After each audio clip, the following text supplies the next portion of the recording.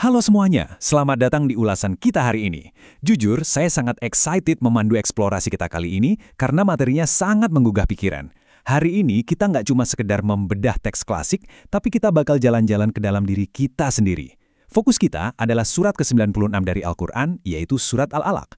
Tapi kita bakal melihatnya lewat kacamata yang super menarik, yaitu isi kitab diri. Siap-siap ya, karena apa yang bakal kita bahas ini benar-benar punya potensi untuk ngubah cara kamu melihat realitas dan tentunya ngubah cara kamu menilai diri kamu sendiri setiap harinya. Langsung aja kita mulai. Coba deh, sebelum kita melangkah lebih jauh, saya mau kamu berhenti sejenak. Kapan sih terakhir kali kamu benar-benar membaca dirimu sendiri? Maksud saya, kita ini kan hidup di era di mana kita sibuk banget baca berita, baca pesan singkat, baca opini orang di medsos, seolah kita pengen paham seluruh isi dunia. Tapi pertanyaannya, seberapa sering kita benar-benar meluangkan waktu buat ngintrospeksi kelemahan kita, motif-motif kita, dan potensi sejati kita sebelum kita menghakimi dunia di luar sana? Nah, pertanyaan ini nih yang bakal jadi jangkar dari seluruh obrolan kita hari ini. Oke, kita masuk ke bagian pertama, membuka kitab diri kita, sebuah panggilan untuk membaca. Kamu pasti tahu panggilan pertama yang turun di Gua Hira berabad-abad yang lalu. Bunyinya, Iqra bismi rabbikal ladzi khalaq. Bacalah dengan menyebut nama Tuhanmu yang menciptakan. Nah, poin krusialnya ada di kata perintahnya, yaitu Iqra atau bacalah. Ini bukan sekedar suruhan baca buku ya, ini menuntut kita untuk membaca realitas kita, membaca alam, dan pastinya membaca diri kita sendiri. Tapi coba perhatiin deh syarat utamanya, dengan menyebut nama Tuhanmu. Kenapa ini penting banget? Gini, kalau kita nyoba ngebaca dan mahamin dunia, cuma ngandelin ego kita sendiri, wah, kita pasti bakal tersesat. Jadi, syarat pertama buat paham apapun adalah menanggalkan dulu tuh kesombongan kita, dan ngakuin kalau ada zat pencipta yang jadi sumber dari segala ilmu. Biar lebih jelas, mari kita bedah konsep utamanya. Isi kitab diri ini adalah sebuah metafora yang luar biasa kuat. Konsep ini melihat bahwa setiap manusia, ya, kamu, saya, kita semua, pada hakikatnya itu adalah sebuah kitab yang ditulis langsung oleh Tuhan. Kita punya lembaran-lembaran karakter, ada kelemahan, ada potensi, dan ada tujuan hidup. Pesan mendalamnya begini, sebelum kamu sibuk baca kitab-kitab lain atau ngeritik dunia di sekitarmu, mending bersihin dulu deh debu dari sampul kitab dirimu sendiri. Bacalah dan benar-benar renungkan isi di dalamnya. Sekarang kita lanjut ke bagian kedua, asal-usul yang hina. Gini ya, supaya kita bisa ngebaca tanpa ego, si ego ini harus banget dihancurin dari awal. Disinilah ayat kedua masuk dan menampar kita. Khalaqul insana min 'alaq. Dia telah menciptakan manusia dari segumpal darah. Kata alaq ini akhirnya jadi nama suratnya. Secara harfiah, artinya itu sesuatu yang lengket. Benar-benar kayak segumpal darah yang menggantung di rahim. Ayo kita jujur, itu adalah zat yang sama sekali nggak berharga, hina, dan ya mungkin menjijikan. Ini emang pengingat yang keras banget, tapi kita butuh itu. Kalau kita sadar kita berasal dari sesuatu yang sangat rapuh dan nggak punya nilai, terus apa coba alasan logisnya kita buat sombong? Apa alasan kita ngerasa lebih baik dari orang lain? Jawabannya jelas, nggak ada sama sekali. Masuk ke bagian ketiga, anugerah pena dan ilmu. Disinilah potensinya mulai kelihatan. Setelah ego kita dibuat membumi dan kita sadar akan kelemahan absolut kita, narasi ini pelan-pelan ngangkat kita kembali. Coba perhatiin kontras yang tajam banget ini. Di satu sisi, kita punya alaq tadi, asal-usul biologis kita yang lengket dan nggak berdaya. Tapi di sisi lain, kita dikasih kalam atau pena. Pena di sini bukan cuma alat tulis biasa loh. Ini simbol dari peradaban, intelektualitas, ilmu pengetahuan, dan gimana kita mentransfer gagasan. Bayangin aja, ini nunjukin gimana sebuah materi yang tadinya hina banget bisa diangkat jadi sebuah entitas yang mulia dan beradab cuma lewat satu hal, kekuatan ilmu. Luar biasa kan? Konsep luar biasa ini ditegasin lagi di ayat ketiga sampai kelima. Bacalah, dan Tuhanmu lah yang maha pemurah, yang mengajarkan manusia dengan pena, dia mengajarkan manusia apa yang tidak diketahuinya. Perhatiin deh atribut yang dipakai. Al-Akram, yang maha pemurah. Kemampuan intelektual kita, kemampuan kita buat belajar dan nulis, itu semua adalah anugerah paling besar dari Sang Maha Pemurah. Kenapa dia disebut Maha Pemurah? Ya karena dia sudi ngajarin manusia yang pas lahir itu benar-benar nggak tahu apa-apa. Makanya, kecerdasan yang kita punya sekarang ini udah seharusnya dipakai buat nyebarin kebenaran dan kebaikan, bukan buat ngerasa superior atau lebih pintar dari orang lain. Ingat loh, ilmu itu sifatnya titipan. Nah, sekarang kita sampai di bagian keempat yang merupakan inti konfliknya. Bahaya merasa paling cukup.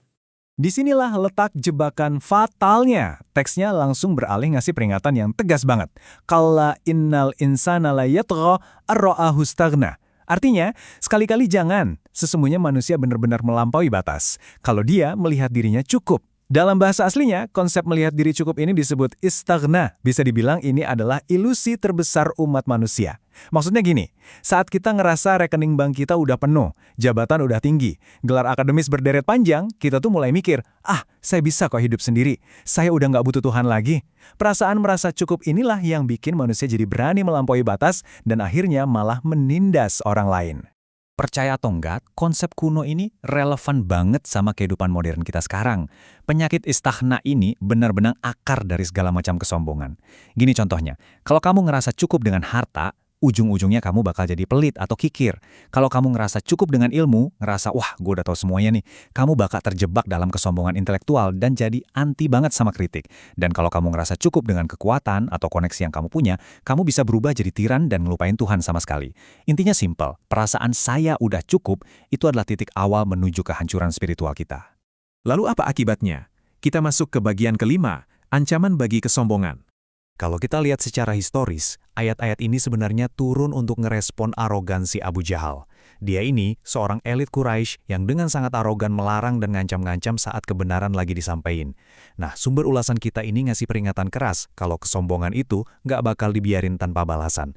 Ada metafora yang spesifik dan keren banget di sini. Ubun-ubun, yup bagian depan kepala kita, yang zaman sekarang ilmu neuroscience aja ngakuin kalau itu adalah pusat pengambilan keputusan. Di teks ini, ubun-ubun disebut sebagai pusat kendali sombong dan dusta. Kalau seseorang nggak mau ngendaliin arogansinya, dia bakal ditarik ubun-ubunnya dan berhadapan langsung sama malaikat Zabaniyah, alias para penjaga neraka. Pesan moralnya dapat banget kan, mau sebanyak apa pengikutmu, setajir apapun kamu di dunia ini, nggak ada satupun dari hal itu yang bisa ngelindungin kamu dari konsekuensi ilahi kalau kamu udah terlanjur dibutakan sama ego. Lalu solusinya apa? Kita tiba di bagian ke-6, puncak kedekatan, yaitu bersujud. Gimana caranya kita nyelamatin diri dari ancaman kesombongan tadi? Nah, penelusuran kita berujung pada satu ayat penutup yang luar biasa kuat. Janganlah engkau patuh kepadanya, dan sujudlah serta mendekatlah kepada Allah. Perintah untuk sujud ini bukan sekedar senam fisik biasa loh. Ini adalah sebuah pengakuan psikologis yang total. Bayangin, kamu meletakkan bagian tubuhmu yang paling dihormati, kepalamu, otak tempat kamu berpikir, sejajar dengan tanah, setara dengan telapak kakimu sendiri. Kita mulai dari alak yang hina, lalu diangkat setinggi-tingginya lewat ilmu, dan pada akhirnya kita kembali merendah dalam sujud. Paradoksnya itu indah banget. Justru di saat kamu berada di posisi paling rendah menyentuh tanah, di detik itulah kamu berada di puncak kedekatan dengan Sang Pencipta. Sujud itu obat paling manjur buat ngelawan kesombongan. Terus pertanyaannya, gimana kita nerapin semua ini ke dalam keseharian? Gampang kok, ada langkah-langkah praktisnya. Pertama, bacalah dirimu sendiri. Luangin waktu tiap hari buat introspeksi. Ini sejalan banget sama pesan di ayat 1. Kedua, lakukan introspeksi itu tanpa kesombongan. Sadari kalau ada Tuhan yang selalu ngebimbing kita. Ketiga, selalu ingat asal-usul kita dari alak atau segumpal darah. Ini self-reminder yang ampuh banget sebelum kita mulai merasa jumawa. Seperti kata ayat 2. Keempat, teruslah belajar dan sebarin kebaikan pakai pena atau ilmu kamu. Ini aplikasi dari ayat 3-5. Terus yang nggak kalah penting, pantau hatimu. Jangan biarin perasaan udah cukup atau istagna itu meracuni pikiranmu. Dan terakhir, sebagai puncaknya, perbanyaklah sujud dalam hidupmu. Jadikan itu pengingat konstan tentang di mana posisi sejatimu di hadapan Yang Maha Pencipta. Ini membawa kita pada kesimpulan akhir dari eksplorasi kita hari ini. Pesan saya sederhana, jangan biarkan kitab dirimu tertutup debu. Kadang kita ini terlalu sibuk ngehakimin buku cerita kehidupan orang lain, nyari-nyari salah orang, sementara lembaran-lembaran karakter dan ego kita sendiri malah nggak pernah kita sentuh sama sekali. Jadi mulai sekarang, bacalah diri kamu dengan nama Tuhan. Jangan biarin ilusi merasa paling cukup mau hancurin kamu, dan temukan kekuatan sejatimu dalam kerendahan hati saat sebuah sujud. Nah, sebagai penutup untuk semua obrolan kita hari ini, saya mau ninggalin satu pertanyaan yang lumayan provokatif buat kamu renungkan. Bab manakah dalam kitab dirimu yang selama ini paling takut buat kamu baca? Coba cari tahu, bacalah, dan mulailah proses perbaikannya dari hari ini. Terima kasih banyak udah nemenin saya di ulasan yang luar biasa ini. Sampai jumpa di eksplorasi kita selanjutnya.